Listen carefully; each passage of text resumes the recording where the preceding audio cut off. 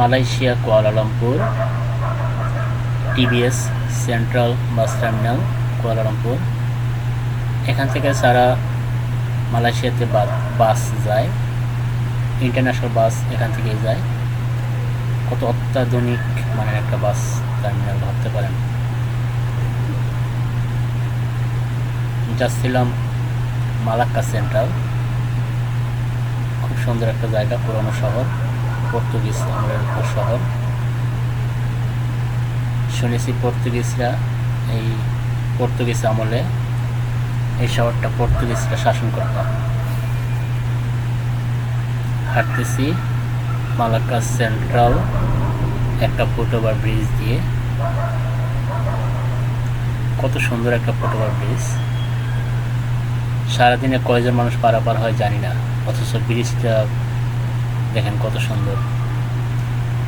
একটা দেশের উন্নয়ন বোঝা যায় সে দেশের অবকাঠামো দেখলে।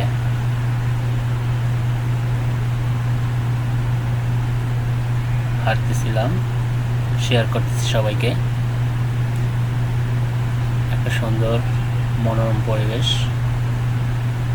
আবহাওয়াটাও অনেক সুন্দর, হালকা রোদ, বৃষ্টি নাই। ব্রিজে হাঁটতেছি, দেখেন রাস্তাঘাট কত সুন্দর, সুন্দর রাস্তাঘাট, অথচ তেমন বেশি গাড়ি নাই, গাড়ি খুব কম। পাবলিক ট্রান্সপোর্ট আছে শুধু দূরপাল্লার গাড়ি, আর লোকাল বাসগুলো নাই বললেই চলে। এখন পর্যন্ত চোখে পড়ে নাই, আছে কিন্তু এখন পর্যন্ত চোখে পড়ে নাই। কত ফাঁকা জায়গা পড়ে আছে, অনাবাদি, কোনো বিল্ডিং নাই, ইন্ডাস্ট্রি নাই। হাঁটতেছি, শেয়ার করতেছি সৌন্দর্য মুহূর্তগুলো। ওই যে একটা বাস যাচ্ছে, দূরপাল্লার বাস, এখানে কত সুন্দর একটা ফুটওভার, হাওয়াই যায় না, কত সুন্দর। হাঁটতেছি, দেখতেছি, সবাইকে শেয়ার করে আনন্দটুকু শেয়ার করতেছি, ভাগাভাগি করতেছি। এই যে হাঁটতে একটা লেকের পাড়ে আসলাম, দেখেন কত সুন্দর লেক, অথচ মানুষ নাই। একটা পরন্ত বিকাল, এই সময়কালে তো মানুষ থাকার কথা এই সময়, অথচ এই সময়ও মানুষ নেই, আসলে মানুষই কম। একটা ইন্ডাস্ট্রিয়াল এলাকা, পানি একটু কালো, তেলাপিয়া মাছের অভাব নাই। হাঁটতে কথা বলছিলাম বাংলাদেশি ভাইদের সাথে, তারা বললো যে নদীর মাছ খাওয়া যায় না, এগুলো নাকি ঘ্রাণ আসে, খুব দুর্গন্ধ, বাজে দুর্গন্ধ, খাওয়া যায় না। হাঁটতেছিলাম লেক দিয়ে। এই লেকটা আমার মনে হয় কোনো বড় নদী বা সাগর থেকে আসছে, অজানার উদ্দেশ্যে যাচ্ছে। আসলে কোথায় যাচ্ছি আমি নিজেও জানি না, যেদিকে দুই চোখ যায় সেদিকে যাচ্ছি। ওই যে দেখেন একটা পর্যটক নিয়ে একটা বোট আসছে, মাত্র 2 জন মানুষ। আসলে যাদের টাকা আছে তারা বিলাসিতা করতে পারে, আমরা তো ওইভাবে ভ্রমণ করতে পারি না, আমরা পায়ে হেঁটেই দেখি। সাধারণ সুন্দর একটা জায়গা মালাক্কা প্রদেশে। হাঁটতেছি, কুয়ালালামপুর থেকে মালাক্কা 150 কিলোমিটার দূর। মালাক্কা সেন্ট্রাল থেকে যাচ্ছি মালাক্কা সালাত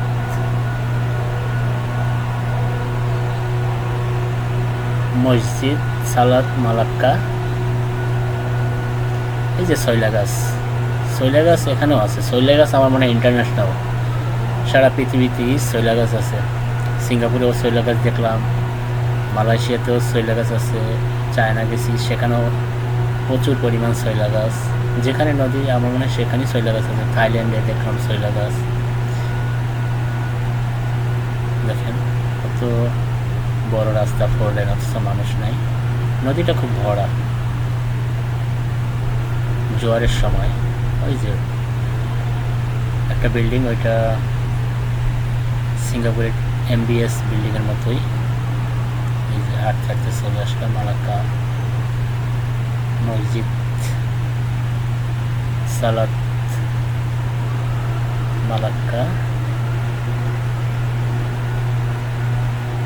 পানির মধ্যে একটা মসজিদ, পুরো মসজিদের নির্মাণটাই পানির মধ্যে হয়েছে।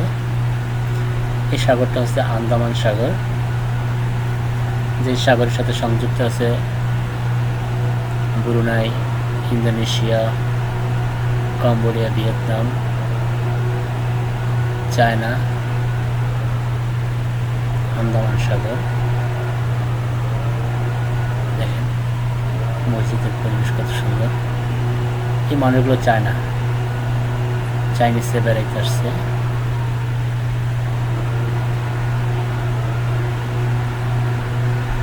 অসাধারণ একটা মসজিদ,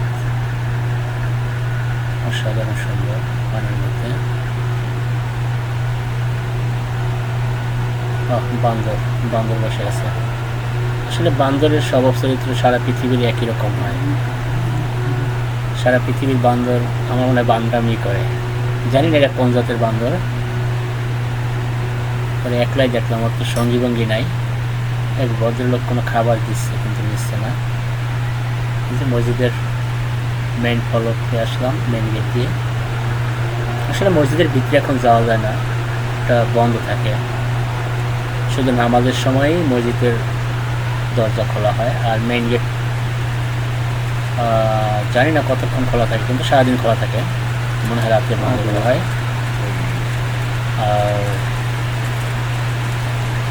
আর এখানে কোনো অমুসলিম যেতে দেওয়া না, যেতে দেওয়া হয় যদি তাদের পোশাক মানে লম্বা থাকে। কোনো সৎ পোশাকে এখানে ঢুকতে দেওয়া হয় না। মসজিদ সালাত মালাক্কা, আসলে নামটা আমি পুরো পরিবারে বলতে পারতেছিলাম না, আমি চলে গেছিলাম। এই হলো মসজিদের মেইন দরজা, এগুলো মিনার। আসলে এখানে মসজিদের কোনো মাইক নেই, কোনো মাইক নেই, মুখে আজান দেওয়া হয়, শুধু মসজিদের বাউন্ডারির মধ্যেই শোনে। আর মুসল্লিরা টাইম দেখে নামাজ পড়তে আসে। আর একটা বিষয় হলো যা দেখলাম, সেটা হলো এখানে মেয়েরাও জামাতে নামাজ পড়ে 5 ওয়াক্ত। আলাদা জায়গা আছে, আলাদা পার্টিশন করা আছে। মেয়েদের পাশে মেয়েরা এবং ছেলেদের পাশে ছেলেরা নামাজ আদায় করে। মসজিদ সালাত মালাক্কা কত সুন্দর, দেখলেই বোঝা যায় একটা দেশের উন্নয়নের অবস্থা।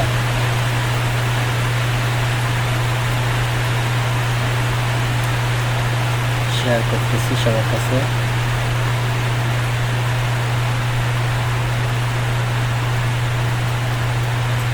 এটা হলো মেইন দরজা, এখন ঢোকা যাবে না, ঢোকা নিষেধ। শুধু নির্দিষ্ট সময়েই ঢোকা যায়, নামাজের সময় 5 ওয়াক্ত নামাজের সময় শুধু ভিতরে প্রবেশ করা যায়। এখন আমি সাইড দিয়ে নদী পার দিয়ে একটা হাঁটার রাস্তা করে রাখছে। সমস্ত এগুলো দর্শনার্থীর জন্য এইভাবে করছে।